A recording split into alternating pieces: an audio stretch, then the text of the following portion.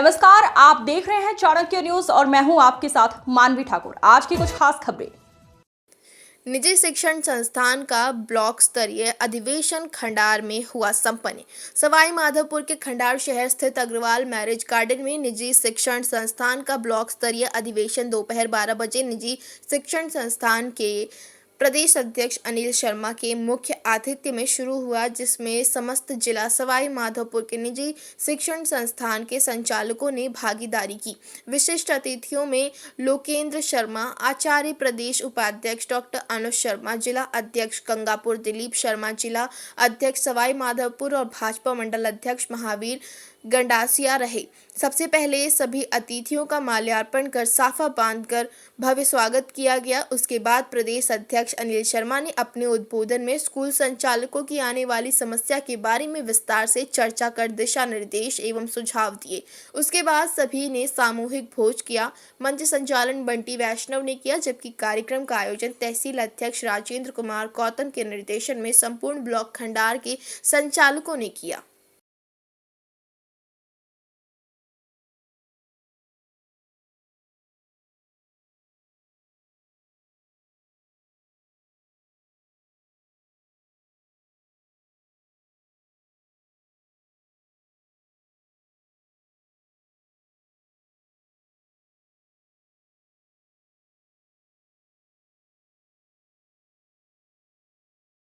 हाँ, तो आज हमारे साथ में है अनिल शर्मा, जो निजी शिक्षण संस्थान के प्रदेश अध्यक्ष हैं।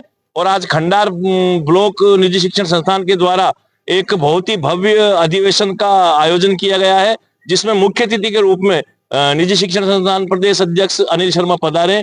तो आइए इनसे कुछ जानकारी करते हैं। सर, आज आप किस संदर्भ में यहाँ पर पधारे हो, थोड़ी सी लोगों को जानकारी इस बारे में दीजिए। प्रतिवर्ष इस तरह के अधिवेशन हम करते हैं, जिला लेवल पे, ब्लॉक लेवल पे होते हैं, जहाँ हम अपनी समस्याओं पे चर्चा करते हैं। सरकार के साथ हमारी जो वार्ता होती है उसकी प्रगति बताते हैं और आगामी जो समस्याएं हैं उनको लेकर अपनी चर्चा करते हैं। प्लस रूल्स रेगुलेशंस के बारे में जानकारी होती है। ये गेट टुगेदर तो है ही, पर नियमों की जानकारी आदान प्रदान करना, शिक्षा में नया क्या हो रहा है, नवाचार क्या हो रहा है, उसकी जानकारी देना इसका मेन मकसद होता है। और आज बहुत अच्छा कार्यक्रम रहा। जी सर, प्रतिभावान बच्चे उनको सम्मानित भी किए। जी सर, आज आपकी स्पीच मैंने भी सुनी और आप अपने बेबाक अंदाज के लिए वास्तव में थोड़े से ख्याति नाम है और आपने बड़ी बेबाकी से मतलब अपनी स्पीच में दर्शाया है, और जिससे काफी संबल यहाँ के निजी शिक्षण संस्थान के संचालकों को मिला है। तो मैं चाहूंगा कि निजी शिक्षण संस्थान के संचालकों के बारे में आप कोई विशेष चीज इस बारे में कहना चाहेंगे? मैं उनको ये कहना चाह रहा हूँ, मैं जामवंत की तरह उनको हनुमान मानकर उनकी शक्ति का याद दिला रहा हूँ। मेरा जो मकसद है, क्योंकि राष्ट्र के निर्माता हैं। अगर राष्ट्र का निर्माता का मनोबल डाउन हो गया तो बच्चों को भी तैयार नहीं कर सकेगा। जी, तो मेरा पहला मकसद है उसको सशक्त रखूं, उसको उसके वास्तविक प्रतिभा का ज्ञान कराऊं, ताकि देश के जो बच्चे हमारी क्लास में पढ़ रहे हैं उन बच्चों में एक अच्छी शिक्षा आ सके, संस्कार की शिक्षा आ सके। जी, तो बेसिकली उनको उनके नियमों की जानकारी देकर, क्योंकि आज का जो परिवेश दूषित हुआ है, इसमें सब लोग उनको दबाने की कोशिश करते हैं, और अगर मेरा संचालक ही इन भावना से ग्रसित हो गया तो अच्छा रिजल्ट नहीं दे पाएगा। तो मेरा मकसद है उसको मजबूत करूं, उसको सपोर्ट करूं ताकि लड़ सके। जैसे हमारे मोदी जी सैनिकों के को मनोबल बढ़ाते हैं, तब सैनिक पाकिस्तान पे ऑपरेशन दूर करता है।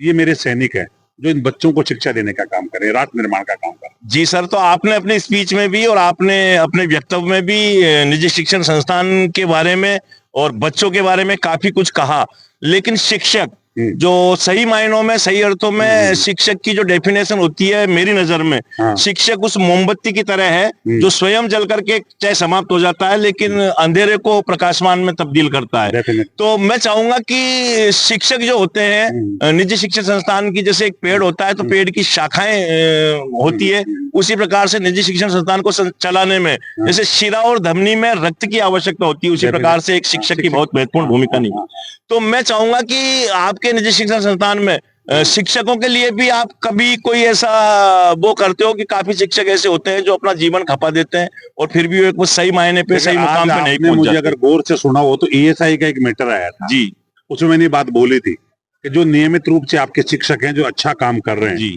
आप उनको ईएसआई की सेवा की सुविधा दें ताकि उनका परिवार सुरक्षित रह सके।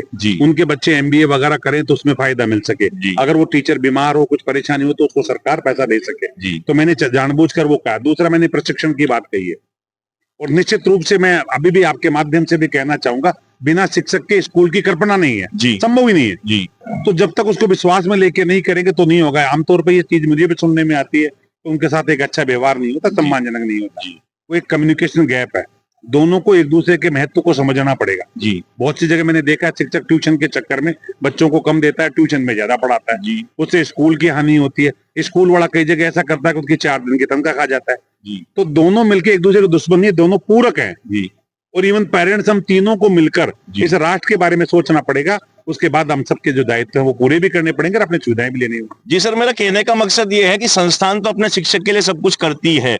आपके बैनर तले आप एक बहुत बड़े पद पे हो, प्रदेश अध्यक्ष हो, तो कहीं ना कहीं सरकार से भी कोई ऐसी मतलब कोई ठोस योजना या कोई ठोस रणनीति ऐसी तैयार हो कि हमारे निजी शिक्षण संस्थानों में पढ़ाने वाले शिक्षक है उनको भी सरकार से किसी भी तरह का बेनिफिट मिले। इसमें कोई शक नहीं, आपने बहुत अच्छा सवाल किया। इसी को लेकर हमने 2018 में जयपुर में एक महाकुंभ किया था जिसमें हजारों टीचर्स और सब आए थे। जी। उसके बाद कांग्रेस और बीजेपी दोनों ने अपने घोषणा पत्र में, जो 18 का घोषणा पत्र था, उसमें ये डाला था प्राइवेट स्कूल के शिक्षकों के लिए कुछ स्कीम्स होंगी। जी। एक प्राइवेट स्कूल कल्याण बोर्ड की भी बात थी। जी। हमने कोशिश की और उस कोशिश के आधार पर अशोक गहलोत ने उसकी घोषणा भी कर दी, पर दुर्भाग्य से वो अटक गया। इस सरकार में मेरी माननीय मुख्यमंत्री भजन लाल जी से भी बात चल रही है कि जो शिक्षक है, जो 16 लाख के समथिंग है, जी, जो गांव ढाणी में बहुत मिनिमम वेतन में काम कर रहा है, इसके जीवन के लिए भी कुछ हो। जी। उस सबको लेके अभी तो पिक्चर में नहीं है, लेकिन चीजें चल रही है। जी। मेरे दिमाग में डेफिनेटली है, अगर मेरा मौका मिला जी। और मेरे शिक्षक ने मेरा साथ दिया। जी। साथ देने से इन द सेंस क्या होता है कि मैं इनको राजनीतिक ताकत बनाना चाह रहा हूँ। जी।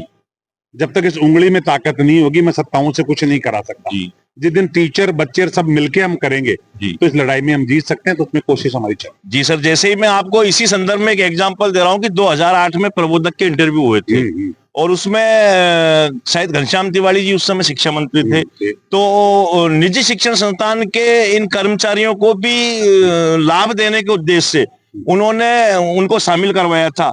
लेकिन फिर सरकार की हठधर्मिता मान लो या सरकार की एक निजी शिक्षण संस्थाओं के शिक्षकों के प्रति भेदभावपूर्ण नीति मानिए, तो उसके अंतर्गत जब एट लास्ट इंटरव्यू हुए थे तो वरीयता जो सरकारी स्कूलों में पढ़ाने वाले शिक्षक थे, जैसे विद्यार्थी मित्र है, शिक्षा मित्र है, उनको दी गई। और जानबूझ करके जो निजी शिक्षण संस्थान के कर्मचारी थे, शिक्षक थे, उन्होंने सारी फॉर्मेलिटीज पूरी की, पूरी औपचारिकताएं करने के बावजूद भी उनको जबरन उस भर्ती से बाहर कर दिया गया था। तो उस संदर्भ में कोई ऐसी वस्तुस्थिति सामने नहीं आई। तो मैं चाहूंगा भविष्य में भी कोई ऐसी योजना रहे कि उनके बारे में आपका ध्यान उस पर आकर्षित रहे। डेफिनेटली, देखिए वो बात सही है आपकी, होना भी चाहिए, पर जब तक हम ताकतवर नहीं होंगे सरकार हमारी नहीं सुनेगी। जी। ये थोड़ा बहुत भी इसलिए हो रहा है कि हम ऐसी मीटिंग्स करते हैं, चुनाव में जाके विरोध करते हैं, समर्थन करते हैं। जी। जिस दिन हम उनको जिताने और हराने की कंडीशन में आ जाएंगे, वो झक मार के हमारी बात सुनेंगे और हमारी बात को भी मानेंगे। अभी जायज चीज को बहुत कड़वा सच चाहिए, इस कलयुग कह लीजिए, वर्तमान सिस्टम कह लीजिए, सरकार सिर्फ उसकी सुनती जिसकी ताकत है, जो उसको जिताने हराने की ताकत रखता है, सिर्फ उस वर्ग की बात सुनती है, उसकी तो जायज नाजायज दोनों मान लेती है, बाकी सुनती नहीं।